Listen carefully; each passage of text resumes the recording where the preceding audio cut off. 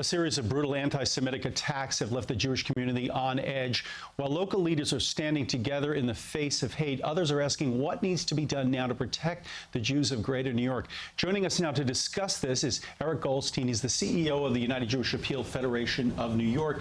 Eric, thank you so much for coming in. And, you know, there's always been anti-Semitism and there's always been violence, but there's a sense in New York right now and perhaps around the country that we've gone to another level, a frightening level. That's absolutely right. You know, I think that from the perspective of even a year ago, we couldn't imagine the current environment. We're talking about what's almost a normalization of violent anti-Semitic incidents in New York, and it's intolerable, it's unacceptable, and the question is, what do you do? And we saw, before the Muncie situation, after the shooting in Jersey City, the NYPD was reacting, the mayor was reacting. Have they done enough? And if they haven't, what do they have to do now? Look, we're grateful for what has been done, both at the state, city, and federal level, and we can talk about them.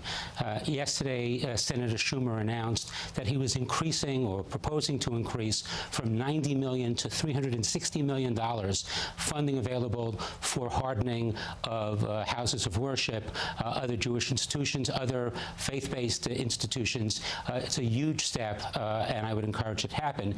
Beyond that, state, you know, Governor Cuomo called this domestic terrorism and said it should be treated as such, which is an important step.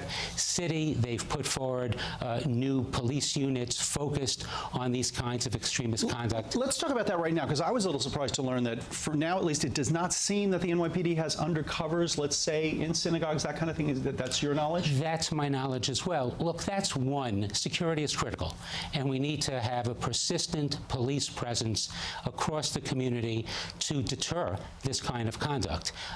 Having decoy police officers dressed in Hasidic garb is an option, but it needs to be part of a larger toolkit of persistent presence that deters this. And then, you know, when people are arrested, they need to be treated appropriately, and so that, again, the laws have been changing lately. Yes. Some people have been let out on bail, and some people have been very critical of that. I gather you'd feel that perhaps some of this might be too slack. Look, what I'm suggesting is that when you have violent perpetrators of crimes, they need to be treated appropriately.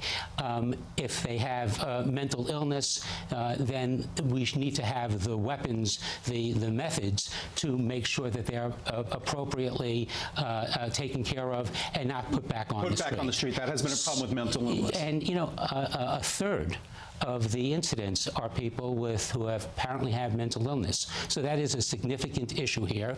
A large percentage of this group are juveniles, and we need to talk about how you educate them and how you deal appropriately with them. Let me ask you this. Have you, I gather that your organization, the Jewish community, has had an ongoing dialogue with the city and with the police department? Of course. And so have you conveyed these concerns and issues? We certainly have. Do you feel you're getting the response you want? We believe that the city, state, and federal governments are all motivated to help, but we think that, again, it needs to be more, it needs to be sooner. And how do you know, I know you'd say more anti-bias programs for younger people, but that's easier said than done. We know what the education system works here. Are there any other models around the country that you can point to that say, hey, they're doing this right here?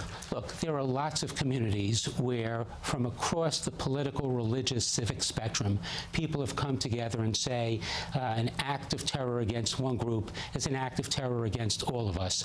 I think we need to all connect and come together across faiths, across political spectrum, and call this out as hatred and not try to score political points one against the other over what's causing this. Let's address this issue. Right, but finally, is there one step? You say, well, let's start with this one. Is there one step on that list that you guys have basically put out that you say is the most important?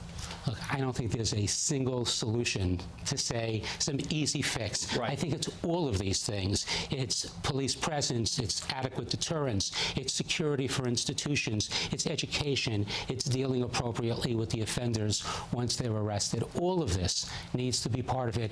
We're having a rally, a solidarity march this Sunday, Lower Manhattan, across the Brooklyn Bridge, and it's an opportunity for people from across the community to come together and say, be no more, and we're not going to allow fear to dictate, and we're not going to allow this to continue. Perfect way to end it there. Goldstein of the United Jewish Appeal Federation of New York, thank you so much indeed. Thank you.